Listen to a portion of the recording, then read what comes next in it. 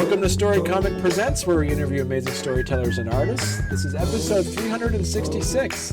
I'm your host, Barney Smith of Storycomic.com, and we're honored to have with us the internationally recognized disability rights advocate, educator, and researcher, Dr. Sefakor Komabu-Pomeyie. Did it? That was close? Yeah, you just did it. You got it.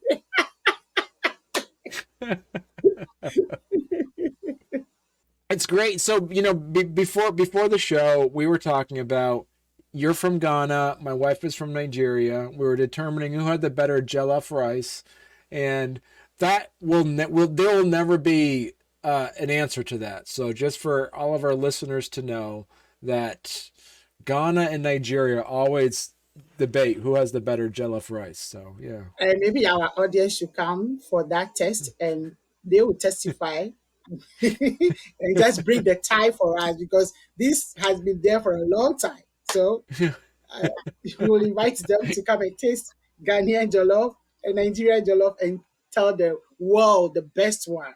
And then Right. we'll fight. Yeah, we stop fighting over that. Right. Sefakor, you just recently published a book called I'm Able through you did that through Onion River Press. Talk to us a little bit about this book. What was your inspiration behind it? Thank you so much, Brian. Yeah, I'm Able, a woman's advice to disability change agents. It's a book that has come to stay, especially to change the negative narratives about people with disabilities. And when I say people with disabilities, both visible and invisible disabilities. So I would say that I have traveled a little bit. I know when we started, you were telling me how you also went around the world on the land of Africa. And yeah, so as much as I travel from Africa to Europe, I schooled in Denmark before, which is a Scandinavian country, and also here in the US.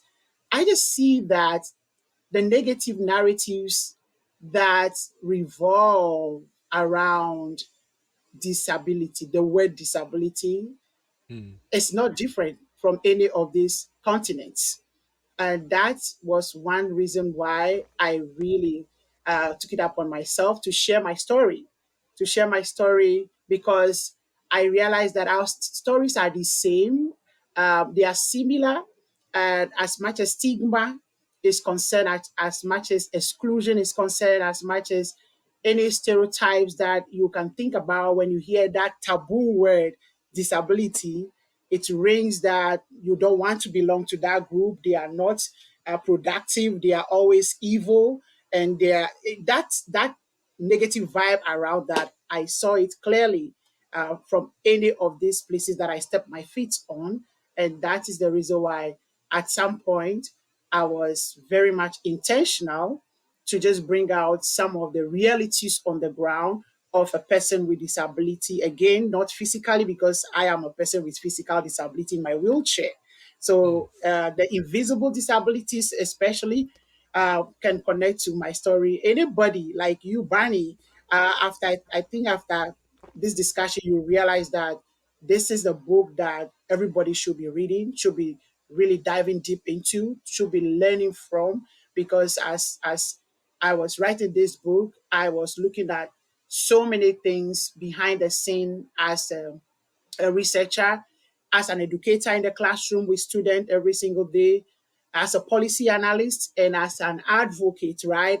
Those are some of the lenses I bring on board when I was writing this book, always thinking about what can be an actionable gift I have to give to that society or that person that will read this book alone in their bedrooms, and then they can start making the change for uh, for for for for anybody that they connect to or for themselves, especially when they come to that self-realization that the word disability is not negative and it is not for any specific people.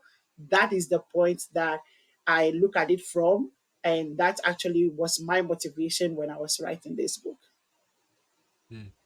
So would you say this book, is it a memoir or is it a handbook, or how would you describe the genre of this book?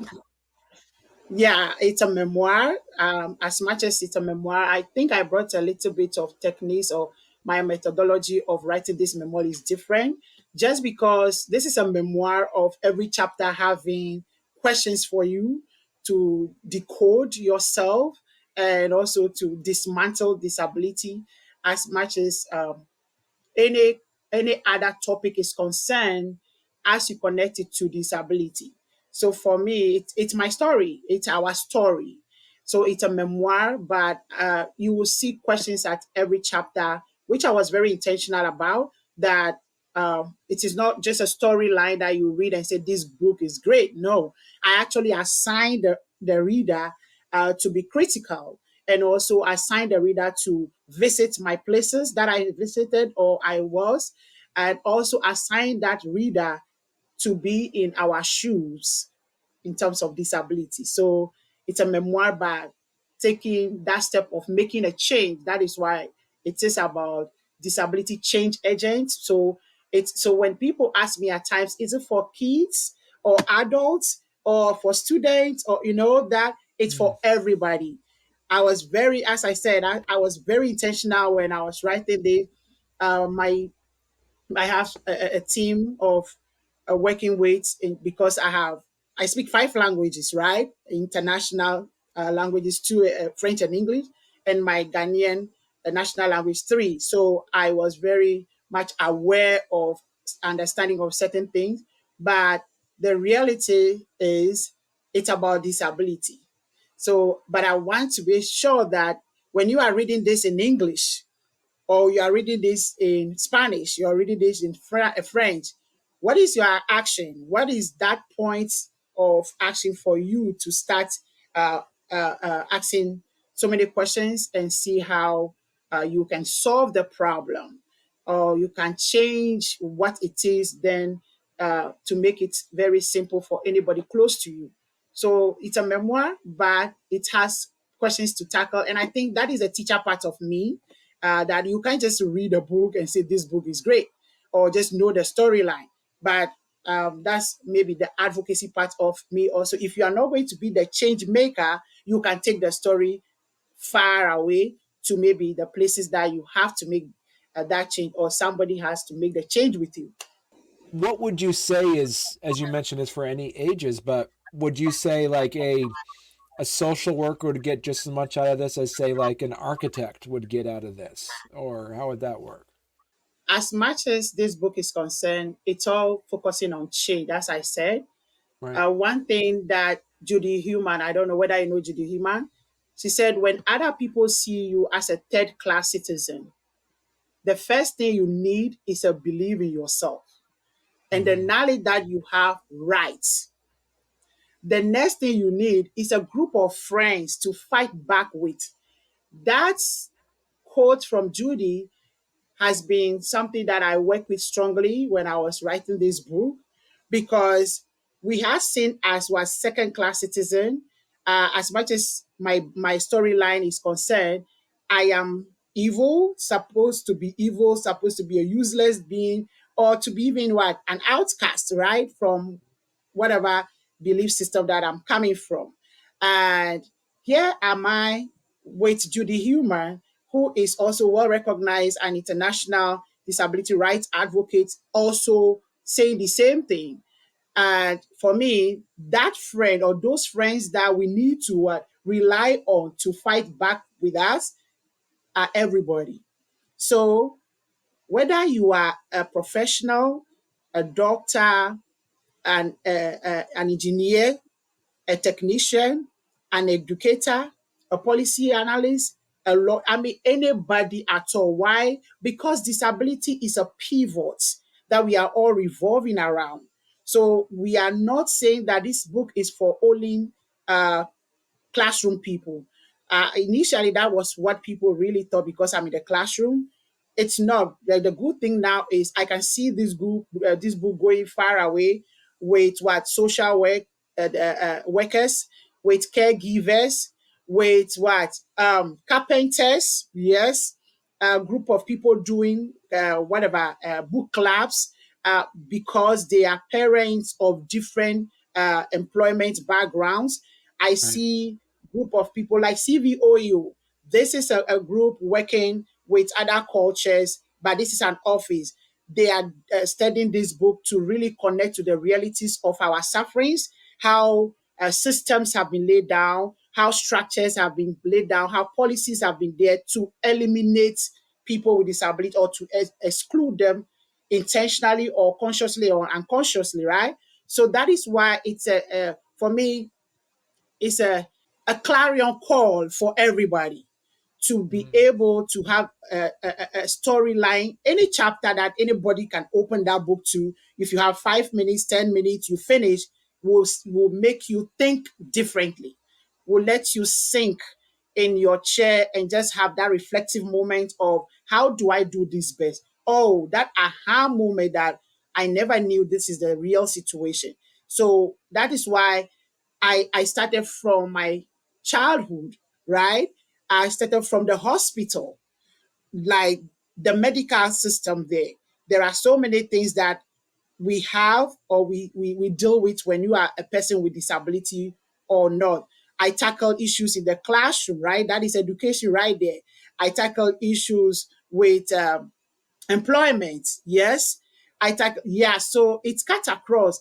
So as a whole being, living your life just to be that, living your life with dignity, right? And just to be that self-reliance and also be productive and be able to add to the community, or in other words, to be a taxpayer, live that self, I mean, Right.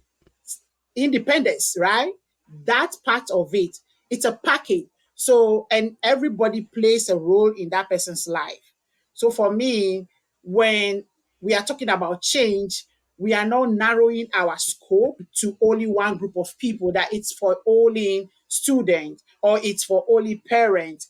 The issue we are tackling, it's a whole wide world issue. The stigma across everywhere, that when you take this book and you read it through from the beginning to the end, as a parent, you will be able to take good care of your child with disability. That Mm. is another piece. And as you know, every child works differently. So if we are even saying that it's for caregivers or parents, well, that parent can be a nurse, that parent can be an electrician, that parent can be a shoemaker, that parent can be anybody at all working somewhere. But the issue is, how inclusive are we as human beings, naturally or unconsciously, when you are around the table of discussion, and then we are planning, like Barney right now, you are planning some program to do. If there is nobody around that table of discussion who is significantly doing anything about disability, automatically everybody should be disability inclined to be saying like, oh, how about budget for these people? How about budget for this and that, so that disability will be included in that budget from the beginning. So that is why this book is widely spread. I know when we had those type of discussion about which direction should we limit to, with my editor, I'm like, I can't, because I have Mm. passed through a lot of channels, a lot of systems, breaking down barriers, transportation, right? That's another one that I dealt with myself. And all those things, I know that it's a story of all of us. And that is why we have to break it down as much as possible with everybody on board with us. So that when you are making the change, because the target for me is make the change in a very small way, in your small way of what? Talking about it, even from your home. It starts from the home. We say in our language, charity begins at home. You cannot Mhm. give something to people that you don't have. So if you want to really make the change, it must start from you, from the home, about how you want to do it before you go out. Yeah, so it is not for only one group of people. Well, hey there. If you're enjoying our podcast, don't forget to subscribe on YouTube or leave us a 5-star review on your favorite podcast platform. Your support means the world to us and helps us keep this show going.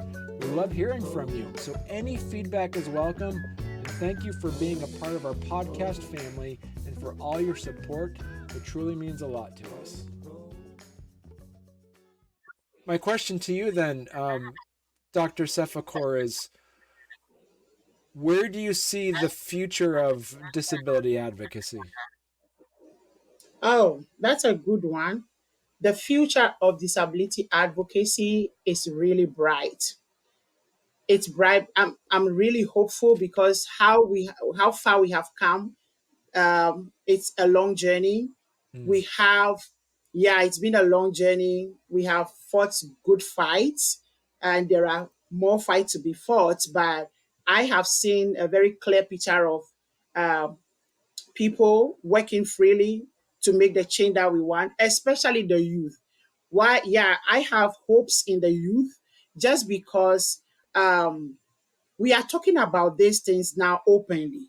Unlike my time when I was growing up, who are you to really talk about disability openly and even find a way to make the changes that we are making right now? So that is why when I'm talking about advocacy, I always connect to the roots or the legends who have fought for us in disability rights movement, and then learn from their toils and also build on that, mm, and in the classroom situation, for instance, I always see the youth coming out boldly to, I mean, pave their own ways to talk about how they are making the changes. Because at the end of the day, for instance, I have this uh, in my global disability studies class, which is a big class or an open course for everyone wherever you belong to, because it is online and synchronous.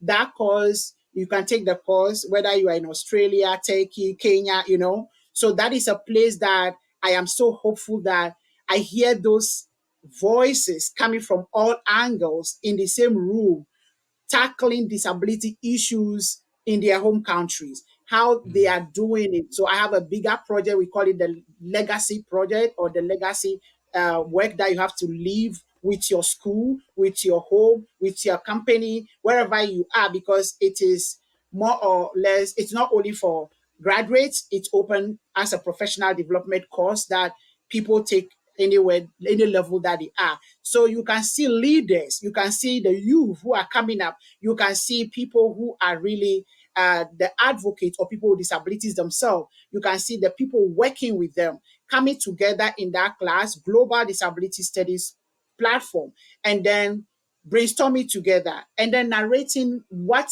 they all have. That is the fun part of it for me. That when we talk about some of the type of disabilities, for instance, in Africa, a typical American doesn't know about it, that it is a disability. For instance, when I'm talking about um, albinism, for instance, it is merely a type of disability which is stigmatized in Africa. When you come to the US system, nobody knows that about, like, knows about albinism being a disability. No, I mean, that is the point, that when we bring all together, as it is a global issue, it's a global stigma we all have. The hope is we are no more tackling this in pieces. For me personally, I am doing this with the youth, and I see the value of it. I see the productivity of it. I see the marks that they are making on the ground. So in this project, when you are going to make the mark or the change that you start from day one, that actually brought you to the class, the change that you want to make, you definitely make it and invite us, because it's online and synchronous. I create that pathway for them from day one. You start, I mean, paving your own road, how it is. You identify the major stakeholders, the target audience, the policymakers who are supposed to make that for you. In some cases, some student or some of these people, they just want to write a policy brief or something small for direction, to make a pamphlet, to start a conversation. In some organizations, they have done those type of training, like DEI trainings, and then they have touched base on a little of these pieces, diversity, equity, and inclusion, and then they pack all of them. But here, like the case, we are talking about disability, which mm. is the pivot of all. Whether you are black, white, rich, poor, whatever category you find yourself, you come back to disability if you live long, right? So Right. we call it the open-ended class that you are joining whether you like it or not. Yes, so I see a very vibrant future, because for me, this course is where I connect with them. as much as I sleep, I am always dreaming about new things coming out from my class because I will see new faces every single day, every summer. Like this course is going on right now in UVM, like every summer it's online, So that is the place that I pick it up from, and I'm like, oh, this is really happening. And as Hmm. much as they design their own legacy profiles, they make sure that they do the action, they take the action. How are you doing this? Is it through campaign on the street? Is it through your office, educating them, doing workshop for them, educating them what it is that you are learning? Is it through connecting with the people directly to make them act on what you are expecting them to do? Is it practical? Like you write something down, maybe in some cases, some people don't know where to start from.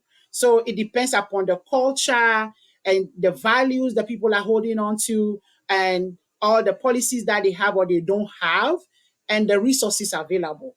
So I have hope, high hopes. I have to be very frank with you in the near future, especially if I connect strongly with the US system. Almost every policy is there. We are now trying to tweak some. Those are not favorable, as we are growing, changing policy or writing new forming new policies are not new things. The same thing applies to Africa. We are following, let's say you have ADA here. In Africa, we are dealing with disability laws differently. For instance, in Ghana, we have what we call Act 715. And that is definitely connecting to the UNCRPD, or the United Nations Convention on the Rights of People with Disabilities, which is the universal tool that we are all looking up to make it work for everyone. That's another point that I have to add, that US hasn't yet ratified the UN Convention on the Rights of People with Disability, but we are hoping that US will join and add uh, his voice and the leadership roles that it plays in policies and making impact in the world to the people with disabilities also. Because the universal tool, which is the UNCRPD, we haven't ratified it. So that is where we have a little bit of tweak there, that US has to be more proactive in that angle. But in all, personally, I have seen changes and I am hopeful. So, Dr. Sefakor, what's next for you now? That's a good one. I think the next thing that I'm doing is like this. This book is very well known in Vermont, but not across the world. As much as I'm working globally with students, I want to see the change practically happening. And I really want this book to promoting it in diverse ways. And this is one platform that I'm so grateful for. Making sure that it goes viral, that people know about it, and then puts the words or the questions asked into action, because every question is demanding you to think and reflect deeply if you really need to be picturing disability, or if you need to be having the fear of the unknown anymore. That is one thing that I'm working on. And maybe in my second book coming up, I'm actually jotting down some points. I just need to know the timing, because the timing I had to write this was very much uh, the great time for me, because I never had time. I wanted to write this book long time. Yeah. And COVID struck, and that was the biggest time, the biggest puzzle for me personally. And if people want to learn more about you, Dr. Sefakor, where is the best place people could go to find you? Yeah, so I just have, I don't know how, maybe I can share that with you. So I have my website.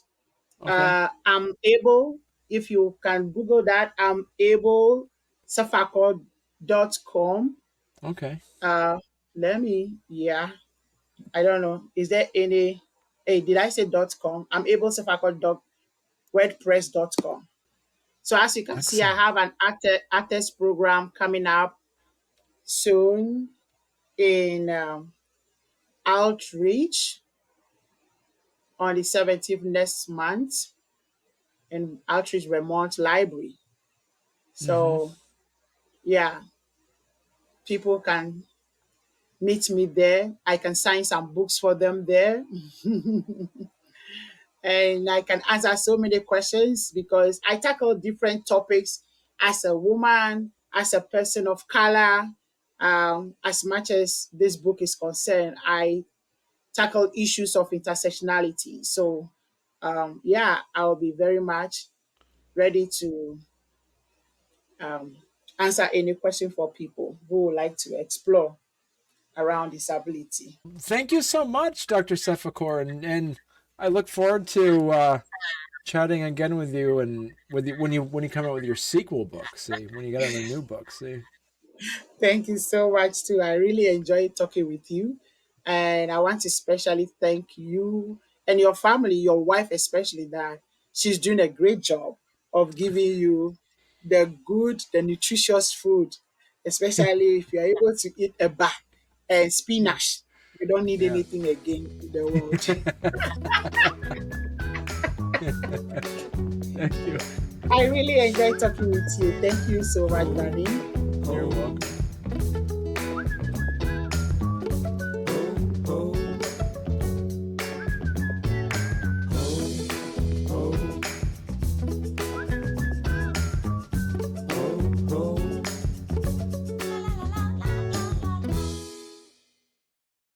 Yeah, so back in the '80s here in the United States, they already did these taste tests where you have to determine which one was better, Pepsi or Coke. They had a blind taste test. So you should have like a blind taste test where you don't show which one is which jollof rice, and then let the average taste to see which one is better. See, that's what you got to do. Exactly. Yeah. Oh. So, so